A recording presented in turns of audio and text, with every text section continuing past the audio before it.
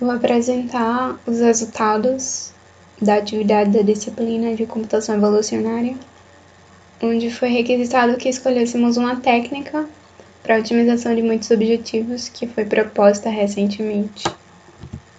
A técnica que eu escolhi foi um algoritmo mimético, que vai aplicar uma busca estocástica local ao algoritmo do RNSGA2. A técnica ela foi proposta em 2017. Na verdade, ela foi publicada em 2017 e proposta em 2016, segundo consta no artigo. A ideia geral é uma técnica de otimização multiobjetiva que vai utilizar um algoritmo baseado em preferências, o RNSGA2, e ele é um algoritmo mimético que vai aplicar uma busca local ao RNSGA2. A busca local que ele aplica é o MOSASS.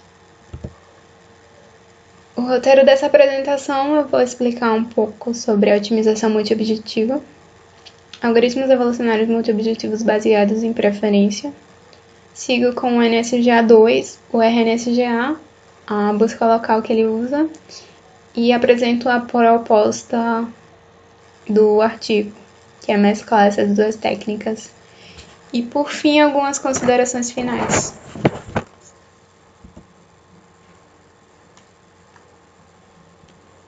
A otimização multiobjetivo, ela não considera apenas uma única função objetiva, o f de x. O f de x ele se torna um vetor com k objetivos, k funções objetivas que a gente quer otimizar. E nós temos também, além das k funções objetivas, n variáveis de decisão.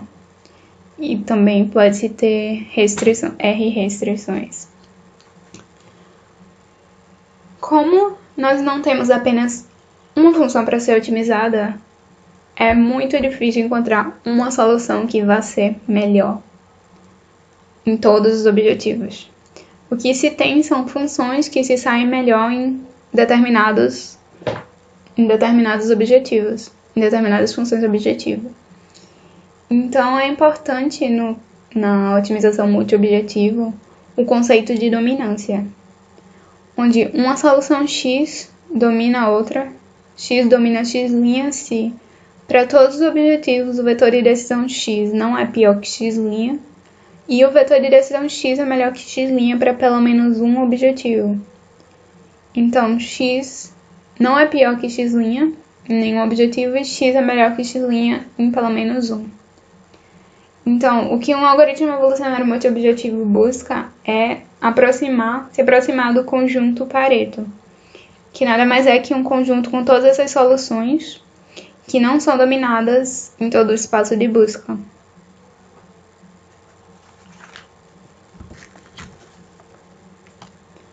E um algoritmo multiobjetivo baseado em preferência, ele leva em consideração pontos de referência ou pesos ou qualquer coisa que você possa acrescentar ao algoritmo que vai especificar uma tendência desejada. Por exemplo, aqui na figura A nós temos um Pareto Front, né, que é esse conjunto de soluções que não são dominadas, que é resultado de um algoritmo evolucionário multiobjetivo comum. E na figura B nós temos o resultado de um algoritmo evolucionário multiobjetivo baseado em preferência, onde nós não queremos todas as soluções distribuídas no Pareto Front. Nós queremos soluções concentradas, nós queremos soluções que levam em consideração determinadas preferências que nós temos para aquele problema. Então, aqui no exemplo B, nós temos um ponto de referência, então as soluções elas são dadas de acordo com esse ponto de referência. O NSGA2, ele é um algoritmo evolucionário multiobjetivo. Eu acredito que ele seja o mais comum e mais utilizado. Ele é um algoritmo elitista, ele não é baseado em preferência, é um algoritmo evolucionário multiobjetivo. É um algoritmo elitista, e dois pontos a serem considerados em relação ao NSGA2, que diferenciam de um algoritmo evolucionário comum, são dois mecanismos. O mecanismo de Fast Non-Dominated Sorting e o crowding distance. O primeiro, o sorting, ele é uma classificação em relação à dominância, o conceito de dominância que eu expliquei. Onde para cada solução da população, ele vai analisar ela em relação a todas as demais soluções de acordo com o conceito de dominância. E aí ele analisa essas soluções e ele as classifica em fronts, ou grupos, onde no primeiro front nós temos aquelas soluções que são as melhores para toda aquela população, as melhores em relação a todas as demais, a todas as soluções da população. E aí no segundo nós temos as segundas melhores colocadas, até que ele vai e classifica todas as populações, todos os indivíduos nesses fronts. No último front nós teremos as piores soluções em relação ao conceito de dominância. E aí ele faz essa crowding distance, que é um operador de diversidade populacional, onde ele vai analisar as soluções dos indivíduos em relação aos indivíduos daquele front que ele é classificado. Então, quanto maior a distância, como é um operador de diversidade, ele verifica essa posição dele para os pontos, localização dos indivíduos, e quanto maior a localização, maior a chance daquele indivíduo ser selecionado. O RNSGA2 ele aplica esse conceito de referência, de preferência, ao NSGA2. Então, o que ele faz é aplicar esse conceito na crowding distance. No NSGA2, a crowding distance leva em consideração a posição do elemento naquele front.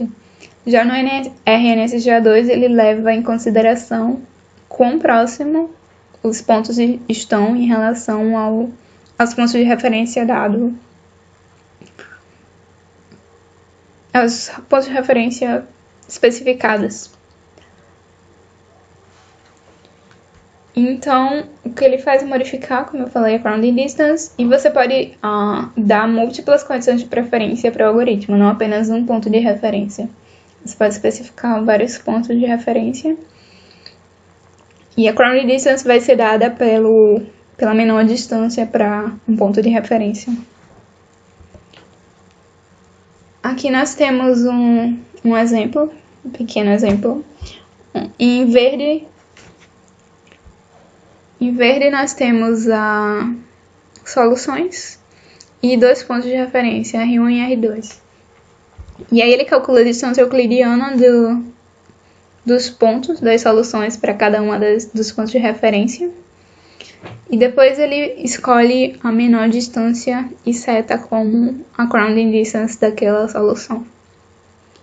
Você também pode especificar preferências dentro das preferências, no sentido de que você pode ter pontos de referência que são mais interessantes do que outros, ou que são mais desejados que outros. Então você pode atribuir pesos para esses pontos de referência para justamente dar essas maiores preferências para o algoritmo.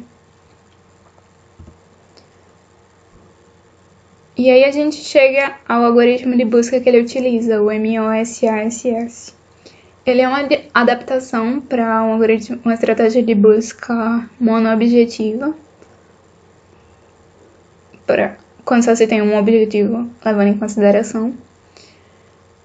E a gente dá como entrada nesse algoritmo, no MOSASS, um vetor X, e também a gente tem um arquivo A que inicializa vazio.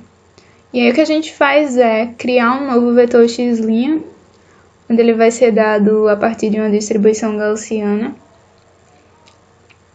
Os pontos desse vetor que vão ser adicionados a x, a partir de uma distribuição gaussiana com um bias e um desvio padrão. E uma probabilidade entre 0 e 1, em média ele está modificando um ponto do vetor a cada modificação. Em cada x aqui ele modifica para o x' ele modifica uma posição do x em média. Aqui, o x'.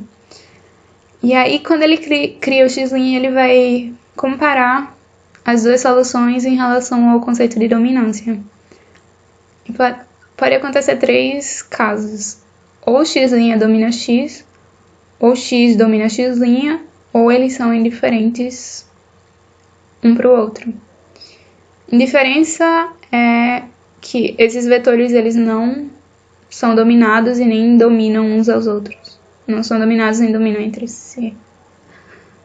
E então, se x' domina x, a gente substitui x' no x. X vai ser x'. Se eles forem diferentes, a gente verifica se x' é não dominado no arquivo A. Se x' for não dominado em A, adicionamos x' a A. E caso x domine x', nós criamos um novo vetor x duas linhas. E é o mesmo esquema aqui, mas diminuindo um valor. E fazemos as mesmas comparações de x e x' e as mesmas atribuições caso cada uma das condições tenha sido satisfeitas.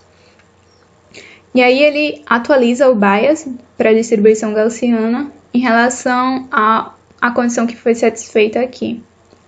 E o desvio padrão ele vai atualizando dinamicamente na execução do algoritmo.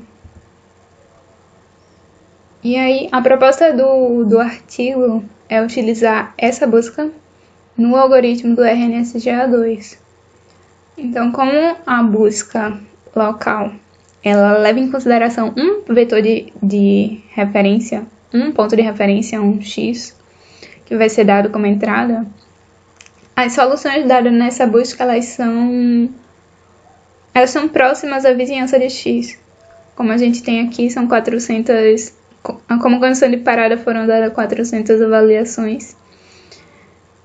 E esses pontos mais escuros são o x que foi dado. E aí as soluções elas são da busca, elas são dadas na vizinhança de x. E aí o que ele faz é adicionar essa busca local no RNSGA2. Ele inicializa como o RNSGA2 normal. Nós inicializamos, setamos, enquanto o critério de parada não tenha sido satisfeito, ele faz a classificação dos indivíduos da população em fronts. E aí calcula o ranking de cada indivíduo em relação aos pontos de referência. E aí, se a condição para a busca local tenha sido satisfeita, ele vai pegar o melhor indivíduo da população com o melhor ranking, melhor classificado com o melhor ranking, e colocar como entrada no algoritmo de busca. E aí, os descendentes daquela população vão ser o resultado da busca local. E caso contrário, esse critério de ativação esse if aqui, ele entra nesse if se algum critério tenha sido satisfeito. O critério geralmente é a quantidade de funções analisadas. E aí, segundo especificado no algoritmo. Caso o critério não tenha sido satisfeito, ele simplesmente gera a população utilizando crossover e mutação, como no RNSGA2.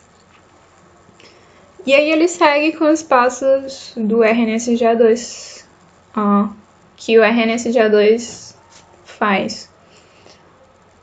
Une o offspring com a população, os descendentes com a população, classifica em fronts e aí cria a nova população a partir dos representantes dos fronts e vai preenchendo.